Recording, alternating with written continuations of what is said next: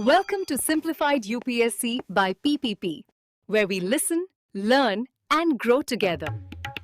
Detailed lecture notes in English and Hindi, plus practice questions for prelims and mains, only on our Telegram channel. Link in description. Like and subscribe for more. Bharat की कला और संस्कृति पर ऐसे ही और भी उपयोगी विश्लेषण के लिए हमें YouTube पर सब्सक्राइब करना ना भूलें, ताकि हम आपके लिए ये ज़रूरी कंटेंट लाते रहें। आज हम भारत की कलात्मक जड़ों की उस गहराई में उतर रहे हैं जहां कला महलों और संग्रहालयों से निकलकर लोगों के घरों, त्योहारों और रोजमर्रा की जिंदगी में सांस लेती है। हमारे हाथ में है NCERT की 12वीं कक्षा की किताब an introduction to Indian art part 2 का 8वां अध्याय, the living art traditions of India. और साथ में है UPSC के पिछले सालों के कुछ सवाल भी। हाँ, तो आज हम ये समझने की कोशिश करेंगे कि इन जीवंत कला परंपराओं का असल मतलब क्या है और एक UPSC एस्पिरेंट्स के लिए ये क्यों इतनी जरूरी है। तो चलिए शुरू करते हैं। ये अध्याय शुरू होता है भारत के कुछ सबसे जानी मानी लोक चित्रकला परंपराओं से। हाँ, जैसे बिहार की मिथिला पेंटिंग, महाराष्ट्र की वारली, राजस्थान के फड़ और मध्य प्रदेश की गोंड चित्रकला का भी जिक्र है। ये सिर्फ तस्वीरें नहीं हैं, ये तो मतलब समुदायों की जीती जागती कहानियां लगती हैं। और जीवंत या लिविंग शब्द यहाँ बहुत महत्वपूर्ण है। हाँ, ये क्यों? देखिए, ये वो कलाएं हैं जो किसी एक समय में बन के खत्म नहीं हो गई। ये पीढ़ी दर पीढ़ी आगे बढ़ रही हैं, बदल रही हैं और आज भी लोगों के जीवन का हिस्सा है। अच्छा। ये शास्त्रीय कला की तरह किसी सख्त नियम कानून में बंधी नहीं है, बल्कि समुदाय के साथ विकसित होती हैं। बिल्कुल। तो चलिए मिथिला पेंटिंग से शुरू करते हैं। इसकी तस्वीरें तो लगभग सबने देखी होंगी, वो बारीक लाइनें, चटकीले रंग और आंखों को खींचने वाले पैटर्न्स। हाँ। और इसकी कहानी भी उतनी ही दिलचस्प है जी। इसका संबंध मिथिला क्षेत्र से है, यानी प्राचीन विदेह। अच्छा। एक मान्यता है कि इसकी शुरुआत तब हुई जब राजा जनक ने सीता के विवाह के समय अपने राज्य की महिलाओं को आदेश दिया कि वे अपने मिट्टी के घरों की दीवारों को चित्रों से सजाएं। वाह, तो तब से ये परंपरा चली आ रही है। हाँ, और तब से ये कला मुख्य रूप से महिलाओं द्वारा ही आगे बढ़ाई गई है। शादियों, त्योहारों और पूजा पाठ जैसे मौकों पर आज भी घरों की दीवारों और आंगनों में ये चित्र बनाए जाते हैं, जिन्हें अरीपन कहते हैं ना। बिल्कुल, अरीपन यानी ये कला किसी राजा के दरबार के लिए नहीं, बल्कि घर के आंगन के लिए जन्मी थी। सही कहा। आज तो ये कागज और कपड़ों पर भी खूब दिखती है। हाँ, माध्यम बदल गया है। समय के साथ माध्यम बदला है, पर आत्मा वही है। इन चित्रों में आपको पौराणिक कथाएं जैसे राम सीता का विवाह, कृष्ण की लीलाएं और साथ ही प्रकृति, मछली, तोता, हाथी, ये सब बहुत दिखता है। सब कुछ मिलेगा। ये उनके जीवन का प्रतिबिंब है। मिथिला की इन जटिल और रंगीन डिजाइनों से एकदम अलग है महाराष्ट्र की वारली पेंटिंग। बिल्कुल। वो तो अपनी सादगी के लिए जानी जाती है, सिर्फ सफेद रंग और ज्यामितीय आकृतियां। हाँ, वारली पेंटिंग महाराष्ट्र के वारली आदिवासी समुदाय की कला है। इसमें विवाहित महिलाएं, जिन्हें सुवासिनी कहते हैं, खास मौकों पर अपने घरों की मिट्टी की दीवारों पर चौक बनाती हैं। और ये चित्र चावल के आटे से बनते हैं। हाँ, चावल के आटे के पेस्ट से और बांस की चबाकर बनाई गई कुची से। लेकिन इन सरल ज्यामितीय आकृतियों का मतलब त्रिभुज, वृत्त, वर्ग, इनका क्या कोई गहरा प्रतीकात्मक अर्थ भी है, या ये सिर्फ एक स्टाइल है? नहीं, ये सिर्फ स्टाइल नहीं, बल्कि उनका पूरा दर्शन है। अच्छा। वृत्त सूर्य और चंद्रमा का प्रतीक है, त्रिभुज पहाड़ों और नुकीले पेड़ों का। और वो जो इंसानी आकृतियां होती हैं? हाँ, 2 त्रिभुजों को जब सिरों से जोड़ा जाता है तो इंसान का आकार ले लेते हैं। इन चित्रों के केंद्र में अक्सर मातृ देवी पालघाट होती हैं, जो उर्वरता की देवी हैं। और उनके आसपास लोग नाच गा रहे होते हैं। बिल्कुल, नाचते गाते, खेती करते, शिकार करते लोग। ये कला से ज्यादा प्रकृति और जीवन के चक्र के साथ उनके गहरे तालमेल का उत्सव है। से अलग है। गोंड कला भी प्रकृति से गहराई से जुड़ी है, लेकिन उसकी शैली एकदम अलग है। कैसे? गोंड कलाकारों का मानना है कि हर प्राकृतिक चीज, चाहे वो पेड़ हो, पत्थर हो या नदी, उसमें एक आत्मा बसती है। वे अपनी कहानियों को बहुत ही अनोखे तरीके से चित्रित करते हैं। उनकी पहचान क्या है? मतलब देखते ही कैसे पता चले कि ये गोंड आर्ट है? उनकी पहचान है बारीक बिंदुओं मतलब डॉट्स और छोटी छोटी लाइनों यानी डैशेस का इस्तेमाल। अच्छा, वो डॉट्स और डैश वाला पैटर्न। हाँ, इन बिंदुओं और लाइनों से वो पूरे चित्र में एक जान डाल देते हैं, एक तरह की गति और ऊर्जा पैदा करते हैं। उनके रंग भी बहुत जीवंत होते हैं। तो ये चित्रकलाएं कपड़े या दीवारों जैसे 2 डायमेंशनल सतहों पर कहानियां कहती हैं। क्या ऐसी कोई जीवंत परंपरा है जो इन कहानियों को 3D रूप देती हो, यानी मूर्तिकला में? बिल्कुल, और यहाँ भी तकनीकें उतनी ही पुरानी और फैसिनेटिंग है।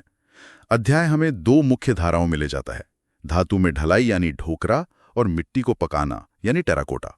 एक मिनट, ढोकरा कास्टिंग? ये तकनीक तो हजारों साल पुरानी है पर आज भी जिंदा है। हाँ बिल्कुल। मेरे मन में सवाल उठता है, ये बदली क्यों नहीं? क्या आज का ढोकरा कलाकार ठीक वही बना रहा है जो हजारों साल पहले बनता था? बहुत अच्छा सवाल है। देखिए, तकनीक का मूल सिद्धांत तो वही है, लेकिन डिजाइन और विषय समय के साथ जरूर बदले हैं। तो ये है क्या, ये ढोकरा? ढोकरा लॉस्ट वैक्स या सीरे परिड्यू तकनीक का इस्तेमाल करके धातु की मूर्तियां बनाने की एक प्राचीन विधि है। और ये कहाँ प्रचलित है? ये छत्तीसगढ़ के बस्तर, मध्य प्रदेश, उड़ीसा और पश्चिम बंगाल के कुछ हिस्सों में आज भी प्रचलित है। ये लॉस्ट वैक्स तकनीक सुनने में थोड़ी रहस्यमयी लगती है। ये काम कैसे करती है? इसकी प्रक्रिया किसी जादू से कम नहीं।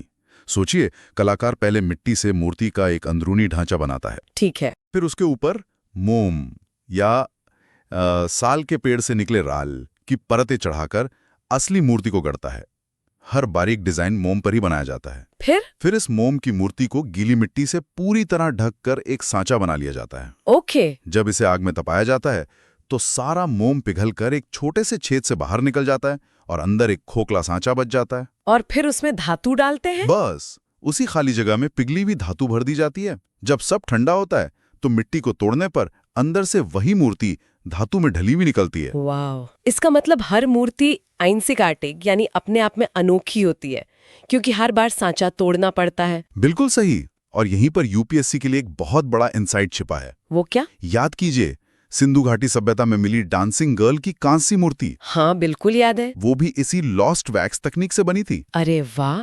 यानी ये भारतीय कला की निरंतरता का एक सीधा सीधा उदाहरण है। यहाँ असली बात सिर्फ निरंतरता का उदाहरण देना नहीं है। तो फिर असली इंसाइट ये है कि भारत में कला का इतिहास रैखिक नहीं बल्कि चक्रीय है।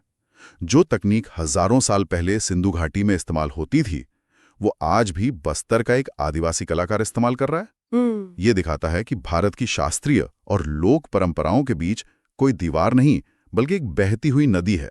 मेंस के पेपर में ये सोच आपके उत्तर को दूसरों से अलग करेगी। ये तो बहुत गहरा पॉइंट है। अब अगर धातु की ढोकरा कला इतनी जटिल है तो क्या मूर्ति कला का कोई ऐसा रूप है जो ज्यादा सुलभ हो, ज्यादा आम हो? हाँ, और वो है टेराकोटा, पकी हुई मिट्टी। बिल्कुल पकी हुई मिट्टी की कला। ये शायद सबसे व्यापक और लोकतांत्रिक माध्यम है क्योंकि मिट्टी हर जगह उपलब्ध है। और इसे कुम्हार समुदाय बनाता है सदियों से। मणिपुर से कच्छ तक, तमिलनाडु से गंगा के मैदानों तक हर क्षेत्र की अपनी अनूठी टेराकोटा शैली है। क्या आप कोई खास उदाहरण दे सकते हैं? जरूर। इसका सबसे प्रसिद्ध उदाहरण शायद पश्चिम बंगाल के बांकुरा घोड़े हैं। हाँ, देखें वो लंबी गर्दन और खड़े कानों वाले मिट्टी के घोड़े। बिल्कुल वही। वे स्थानीय देवताओं को चढ़ाए जाते हैं और अब तो भारतीय लोक कला का एक प्रतीक बन गए हैं। और दक्षिण भारत में भी कुछ ऐसा है? हाँ, तमिलनाडु में अय्यनार देवता को विशाल घोड़े चढ़ाए जाते हैं। गुजरात में आदिवासी अपनी देवी को घोड़े चढ़ाते हैं। ये मूर्तियां अक्सर किसी अनुष्ठान या मन्नत पूरी होने पर चढ़ावे के रूप में बनाई जाती हैं। मतलब ये कला बाजार के लिए नहीं बल्कि आस्था के लिए है। अब तक हमने जिन कलाओं की बात की उनमें एक और अनोखी कला है, राजस्थान की फड़चित्र कला। मुझे तो ये एक तरह का चलता फिरता प्राचीन सिनेमा लगता है। वाह, क्या बढ़िया एनालॉजी है। ये तुलना एकदम सटीक है ना? फड़ चित्रकला असल में राजस्थान की एक अनूठी कथावाचन परंपरा है। ये लंबे कपड़े के स्क्रॉल होते हैं जिन पर लोक देवता जैसे पाबूजी, विशेषकर पाबूजी या देवनारायण जैसे भूमिया की कहानियां सिलसिलेवार ढंग से चित्रित होती हैं। भूमिया वे नायक होते हैं जिन्होंने पशुधन या समुदाय की रक्षा में अपने प्राण दे दिए। और इसे प्रस्तुत कैसे किया जाता है? यहीं पर जादू है। भोपा यानी घुमंतु पुजारी और उनकी पत्नी भोपी इन फड़ों को लेकर गांव-गांव जाते हैं। अच्छा। रात में एक खुले स्थान पर फड़ को टांग दिया जाता है। फिर भोपा रावण हत्ता, एक वाद्य यंत्र है? हाँ, एक तरह का वाद्य यंत्र, उसे बजाते हुए और गीत गाते हुए कहानी सुनाते हैं और भोपी एक दीपक लेकर कहानी के उस हिस्से से जुड़े चित्र पर रोशनी डालती हैं। तो ये एक तरह का प्राचीन ऑडियो विजुअल प्रेजेंटेशन है। बिल्कुल, जहां स्क्रीन कपड़े का स्क्रोल है और नरेटर और बैकग्राउंड स्कोर भोपा खुद हैं। बहुत खूब कहा। बिल्कुल यही है। ये कला, संगीत, धर्म और प्रदर्शन का एक जीता जागता संगम है। ये दिखाता है कि भारत में कला सिर्फ देखने की चीज नहीं बल्कि अनुभव करने की चीज रही है। अब इन सबको यूपीएससी के नजरिए से जोड़ते हैं। जरूर। 2013 के प्रीलिम्स में भित्ति चित्रों मतलब म्यूरल पेंटिंग्स पर एक सवाल आया था जिसमें अजंता और लेपाक्षी का जिक्र था। वे तो शास्त्रीय कला के उदाहरण हैं। हाँ, तो क्या हम मिथिला को भी एक तरह की भित्ति चित्रकला कह सकते हैं, या अजंता और मिथिला में दीवार पर चित्रकारी के अलावा कोई और बड़ा फर्क है? ये एक शानदार सवाल है और यहीं पे लोक और शास्त्रीय कला का अंतर समझना जरूरी हो जाता है। बताइए। तकनीकी तौर पर दोनों दीवारों पर हैं, लेकिन फर्क मकसद, पैमाने और कलाकार का है। अजंता शाही संरक्षण में बनी एक विशाल धार्मिक परियोजना थी जिसके नियम, तकनीकें और विषय तय थे। कलाकार पेशेवर थे। और मिथिला? मिथिला एक सामुदायिक घरेलू कला है जो मुख्य रूप से महिलाओं द्वारा अपने जीवन के उत्सवों के लिए बनाई जाती है। इसको और सरल तरीके से कैसे समझ सकते हैं? इसे ऐसे समझिए, शास्त्रीय कला एक ग्रैंड ऑर्केस्ट्रा की तरह है जिसके हर साज के लिए नियम लिखे हुए हैं। वहीं लोक कला गांव के चौराहे पर गाए जाने वाले उस गीत की तरह है जिसे हर कोई अपनी तरह से गाता है और हर पीढ़ी उसमें कुछ नया जोड़ देती है। वाह! दोनों सुंदर हैं, पर एक नियमों से बंधी है और दूसरी जीवन से। यूपीएससी यही समझ चाहता है। ठीक है, तो हमने इन अद्भुत कला परंपराओं को समझ लिया। अब एक यूपीएससी एस्पिरेंट के लिए जो इतिहास, राजनीति, अर्थव्यवस्था जैसे इतने सारे विषय पढ़ रहा है, उसके लिए इस अध्याय का सार क्या है? क्या सिर्फ कुछ नाम और राज्य याद कर लेना काफी है? बिल्कुल नहीं। सिर्फ तथ्य रटना इस अध्याय के साथ अन्याय होगा। तो फिर टेकअवे क्या है? यहाँ बड़ा परिदृश्य ये है कि ये कलाएं भारतीय संस्कृति की विविधता, सामुदायिक भावना और प्रकृति के साथ गहरे संबंध को दर्शाती हैं। ये सिर्फ कलाकृतियां नहीं हैं, ये सामाजिक दस्तावेज हैं। और मेंस की परीक्षा के लिए? जीएस पेपर 1 में अक्सर भारतीय कला की विशेषताएं, लोक और शास्त्रीय कला के बीच अंतर और समाज में कला की भूमिका पर सवाल आते हैं। तो इन उदाहरणों का इस्तेमाल कैसे करें? जब आप अपने उत्तर में वारली पेंटिंग का उदाहरण देकर बताते हैं कि कैसे एक समुदाय अपनी रोजमर्रा की जिंदगी और दर्शन को कला में ढालता है, या फड़ का उदाहरण देकर बताते हैं कि कैसे कला कथावाचन और धर्म का माध्यम बनती है, तो उत्तर में एक अलग जान आ जाती है। बिल्कुल, आपके उत्तरों को वो गहराई और प्रामाणिकता मिलती है जो सिर्फ किताबों के तथ्यों से नहीं मिलती। आप सिर्फ बता नहीं रहे, आप दिखा रहे हैं। और प्रारंभिक परीक्षा के लिए इसका क्या महत्व है? प्रीलिम्स के लिए मैच द फॉलोइंग वाले सवाल तो आ ही सकते हैं। जैसे एक तरफ कला का रूप, दूसरी तरफ राज्य। हाँ, जैसे वारली महाराष्ट्र, फड़ राजस्थान। या किसी कला की विशेषता पर कोई कथन आधारित प्रश्न आ सकता है, जैसे ढोकरा कास्टिंग में हर मूर्ति बनाने के लिए सांचे को तोड़ा जाता है। सही है। लेकिन असली फायदा इस समझ को विकसित करने में है। जब आप इन कलाओं की आत्मा को समझ जाते हैं तो आप किसी भी अप्रत्याशित प्रश्न का उत्तर तर्क के आधार पर दे सकते हैं। तो आज हमने भारत की कुछ अद्भुत जीवंत कला परंपराओं की एक झलक देखी। बिहार की दीवारों पर उकेरी गई कहानियों से लेकर बस्तर के घड़वा कलाकारों के हाथों से ढली धातु की मूर्तियों तक। यह साफ है कि भारत की कला केवल संग्रहालयों की ठंडी दीवारों में कैद नहीं है, बल्कि लोगों के जीवन में, उनके त्योहारों में, उनकी प्रार्थनाओं में धड़कती है। यहाँ एक विचार करने वाला सवाल ये उठता है कि आज के इस ग्लोबलाइज्ड और बाजार संचालित दुनिया में इन कला रूपों का भविष्य क्या है? हाँ, ये बहुत बड़ा सवाल है। कई कलाएं बाजार की मांग के अनुसार बदल रही हैं। जैसे मधुबनी पेंटिंग अब दीवारों से उतरकर साड़ियों और हैंडबैग पर आ गई है। तो ये बदलाव उनकी मौलिकता को कैसे प्रभावित करता है?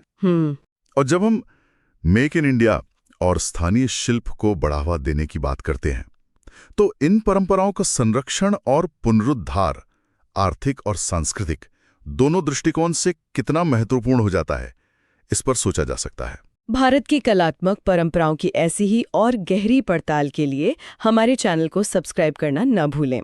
हमारे साथ जुड़ने के लिए धन्यवाद। Thanks for watching. Follow us on Telegram and Instagram. Don't forget to like, share, and subscribe.